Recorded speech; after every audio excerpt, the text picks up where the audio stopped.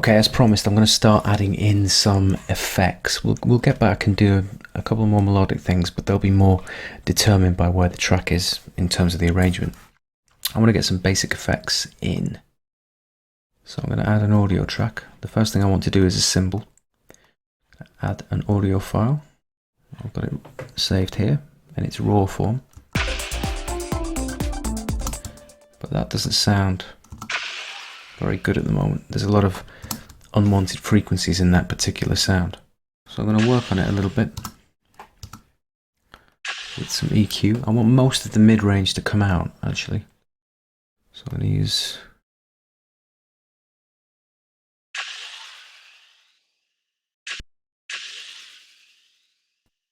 some fairly aggressive EQing to get rid of most of that mid-range. And then just bring up the tops.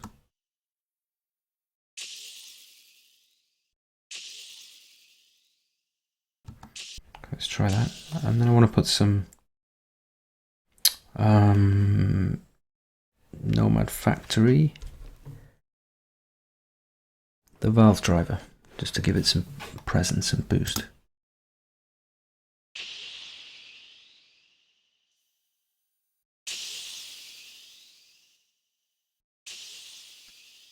And then finally, I'm going to add a fairly aggressive compressor.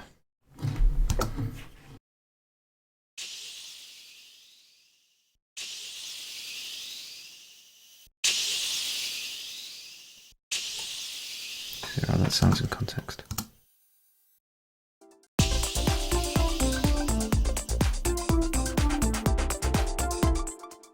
That sounds pretty good. Alright, so I'm going to call that black symbol. And then the next thing I want to add in, I'm going to use the sampler. I'm going to go to my recently created Sonic Academy tune. We're going to choose bangs and crashes. And create the empty MIDI region.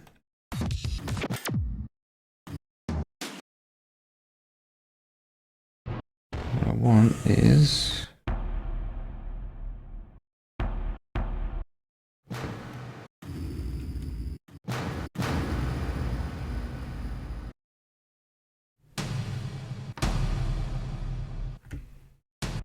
yeah, something like that.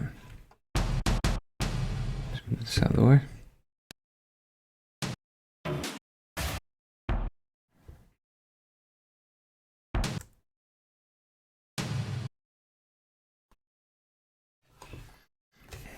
We're just gonna put this here, I think, for now, just so I can hear it more clearly.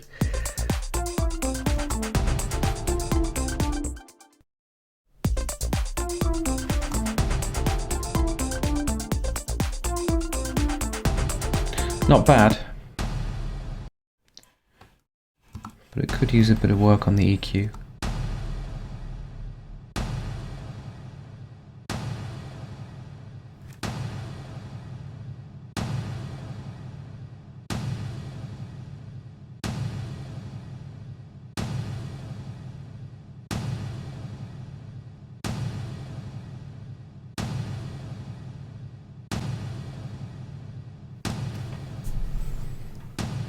And the compressor just to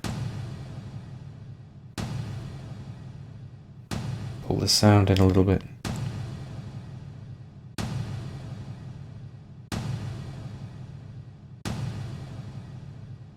We'll try chaining that as well.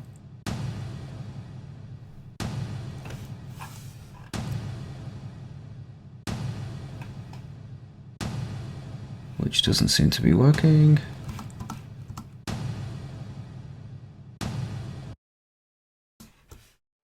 That's pretty good. It's pretty good. The sidechain doesn't seem to work, but actually, I don't care.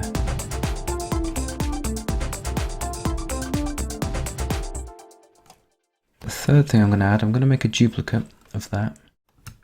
And I want to have like an effect that, get rid of these, because I want to change the sample to impacts.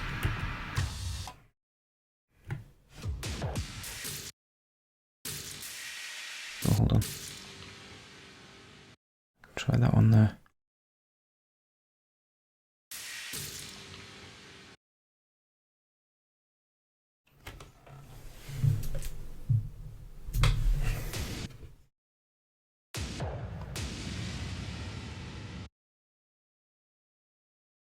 Maybe something like that.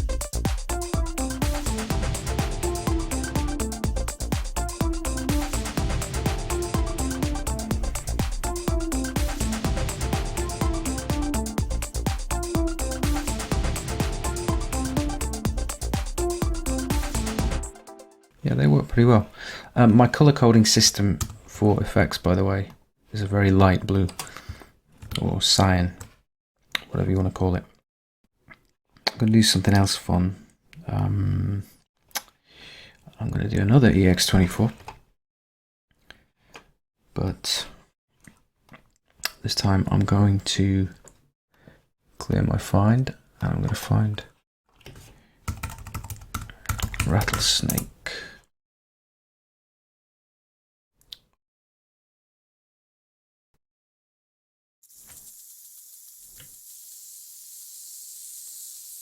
A rumba of rattlesnakes. It's basically a load of rattlesnake tail samples. And these create surprisingly good texture.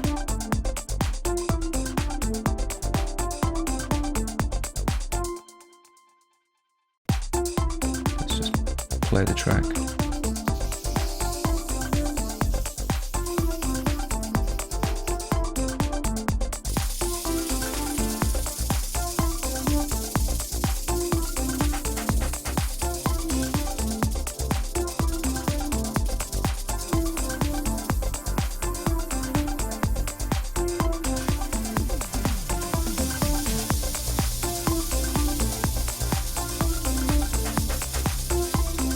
And some of them are quite long, as you can hear.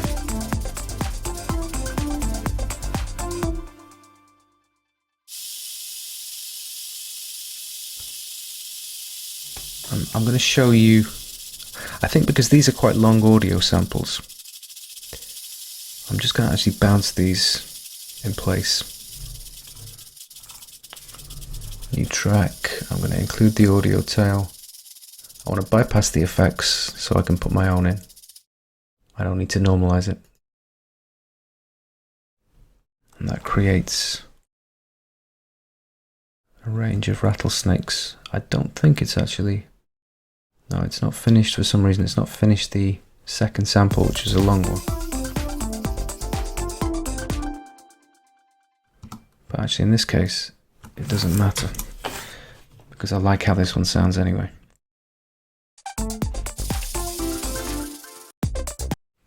You might see that Logic is smart enough to put the plugins that you had on your bounce track and reapply them to the bounce in place track, which is pretty cool. Just going to reset that channel strip. Delete. Rattlesnakes. And they've got to be light blue. So maybe a little bit of delay, but I'll just use echo just to make it a bit different.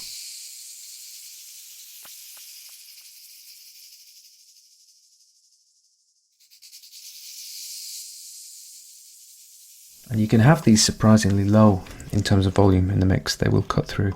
It's a bit like the tambourine principle. It will cut through anything.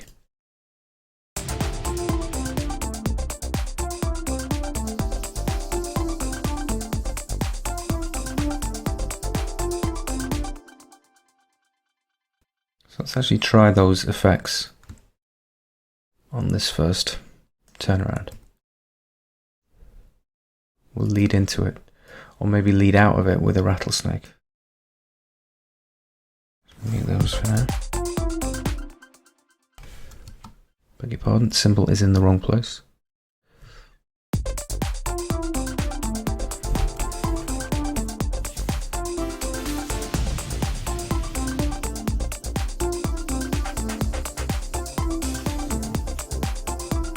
I just pull the rattlesnake back a little bit so it starts to play within the tail of the crash.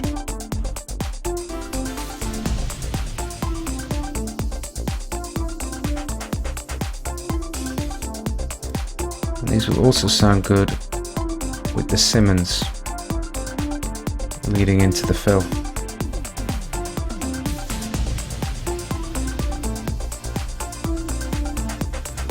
Yeah, that's pretty good.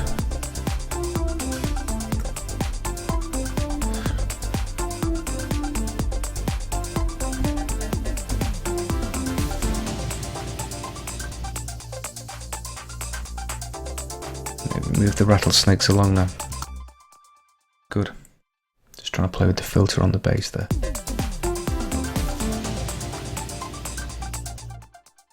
I probably won't play the Simmons, the bass fill, and the chord fill all together, but we'll do all that in the arrangement.